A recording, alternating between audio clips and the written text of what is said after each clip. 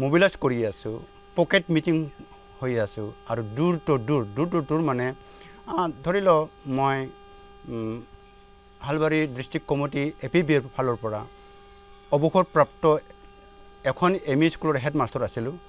এই হিচাপে মই গাঁৱে গাঁৱে ঘূৰি বৰ্তমান মই যি বৰ্তমান পৰিৱেশ পাইছোঁ বা চিচুৱেশ্যনত আছোঁ BPF আৰু UPPLৰ, তেওঁলোকক ৰাইজে বৰ্তমান আমিয়াই গৈছে, এনেকুৱা আমিয়াই গৈছে তেওঁলোকে আমাৰ বৰ্তমান প্ৰজন্ম, নতুন প্ৰজন্ম যিবিলাক ইউথ বুলি কয়, ইউথবিলাকে কাম কৰি দিয়াৰ পিছত এই ইউথ লোকক তেওঁলোকে অলপো চকু দিয়া নাই আৰু আন্তৰিকভাৱে তেওঁলোকৰ দুখ বেদনাটো বুজি পোৱা নাই।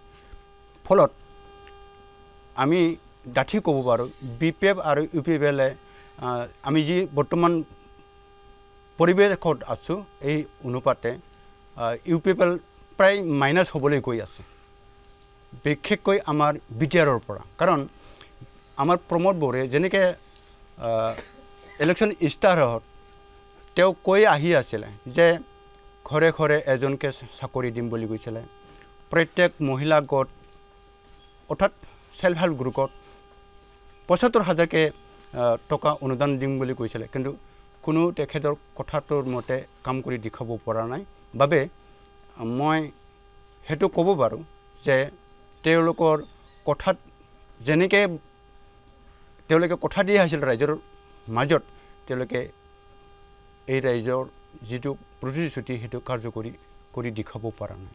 সেয়েহে তেওঁলোকে BTRৰ পৰা এবাৰ মাইনাছ হ'বলৈ গৈ আছে। মই সেইটো বাৰে বাৰে মোৰ অন্তৰৰ ফালৰ পৰা মই কৈ আছোঁ। তেওঁলোকে ডিমাণ্ড দি আছে BTR চুক্তি কৰিছে, শান্তি আনিছে, পৰিৱৰ্তন আনিছে। শান্তি বজাৰত কিনি নাপায়, শান্তি কোনোবা খেতি কৰি নাপায়। শান্তি আমাৰ যিবিলাক বিদ্ৰোহী লোক আছিলে যেনে NDFB বা BLT, তেওঁলোকে উপলব্ধি কৰি শান্তিটো পাব লাগিছিল, কিন্তু এই উপদ্ৰৱ বা এই উগ্ৰপন্থীবিলাকৰ যিবিলাকৰ কোনোবা গিৰিয়েক ঠুকাইছে, কোনোবা বাচ্চা হেৰুৱাইছে, কোনোবা মায়েকেও হেৰুৱাইছে, মই অলপ আগতে কৈছোঁ তেওঁলোকৰ মাৰ চকু পানী তেওঁলোকে আজিলৈকে মুচি দিব পৰা নাই। তে শান্তি ক'ত? শান্তি আহিছে মাত্ৰ আমাৰ হিমন্ত মামাৰ যিটো ভাষণ আৰু তেখেতৰ যিটো কাৰ্যপন্থা, তেখেতক ভয় খাইহে মানুহবিলাকে নীৰৱেহে আছে। এই নীৰৱটো শান্তি বুলি কোৱা নাযায়।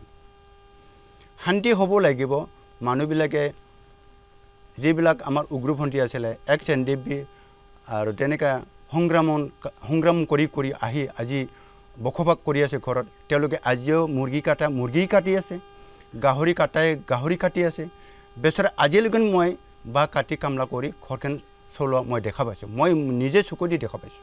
তে শান্তি ক'ত? প্ৰমোদৰ কথাটো প্ৰমোদে যিমানখিনি কথা কয়, তেখেতে আপচু প্ৰেচিডেণ্ট হৈ থকা সময়ৰ পৰা তেখেত মুক্তি বেছি বজায়, কিন্তু কামত তেখেতে জিৰ'। আপোনালোকে নিৰ্বাচন জিকাৰ পিছত আপোনালোকক যদি কোনোবা দলে চৰকাৰ গঠন কৰিবলৈ এলায়েন্স কৰিবলৈ মাতে, আপোনালোকে এলায়েন্স কৰিব নেকি? সেইটো আমাৰ হাইকমাণ্ডৰ নিৰ্দেশ মতে হ'ব। মই সেইটো নুই কৰিব নোৱাৰিম, কাৰণ আমাৰ যিহেতু হাইকমাণ্ডৰ কিছুমান নিৰ্দেশনা আছে, তেওঁলোকে কি পন্থাইৰে এলায়েন্স হ'ব বা নহ'ব বা চামিল হ'ব নহ'ব তেওঁলোকে চিন্তা চৰ্চা কৰিব। আমি আগতে ইলেকশ্যন খেলাৰ পিছত আমাৰ যিটো ফলাফলটো দেখা পোৱাৰ পিছত নিশ্চয় এই এলায়েন্সটো হ'ব পাৰে। দীপেন বড়োৱে অনুৰোধ কৰিছিলে, আপোনালোকক নিমন্ত্ৰণ কৰিছিলে 16টা সংগঠনক একত্ৰিত কৰাৰ কাৰণে। তেনে ক্ষেত্ৰত আজিৰ দিনত প্ৰমোদ বড়োৱে কৈ আছে হাগ্ৰামৰ মহিলাৰ কাৰণে, দীপেন বড়োৱে কৈছে হাগ্ৰামৰ মহিলাৰ কাৰণে আলোচনাটো নহ'ল। আপোনালোকে কি পালে তাত? তেওঁলোকৰ যিটো ভাষ্য আৰু তেওঁলোকৰ যিটো একত্ৰীকৰণৰ কাৰণে BPFক মাতা বুলি কয়, ডিপিনে কয় UPPLক, সেইটো নাটক যেন আমাৰ ধাৰণা হয়।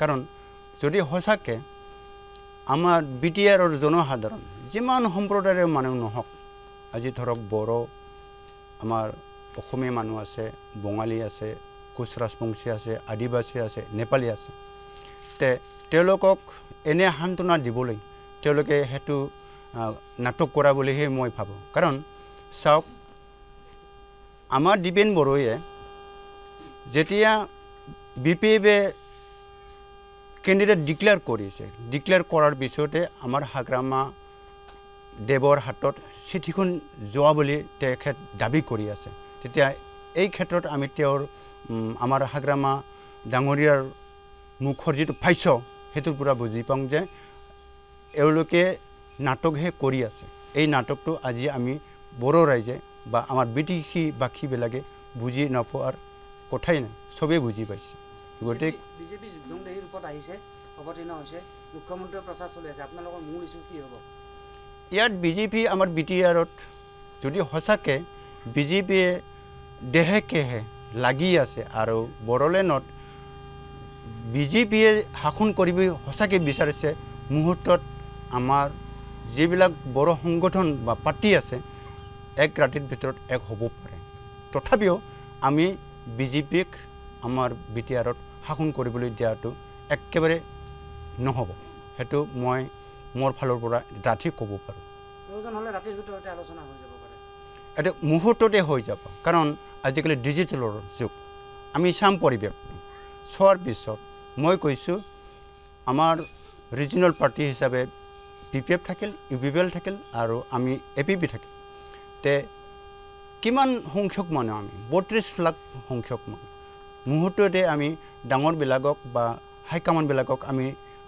হেঁচা দিম হেঁচা দিয়াৰ ফলত জাতিৰ ক্ষেত্ৰত দেশখনৰ ৰক্ষণাবেক্ষণৰ ক্ষেত্ৰত তেওঁলোকে এক হ'বলগা বাধ্য হ'ব যিকোনো খবৰৰ বাবে যোগাযোগ কৰক 7099017330 লগতে 7099017110 নম্বৰত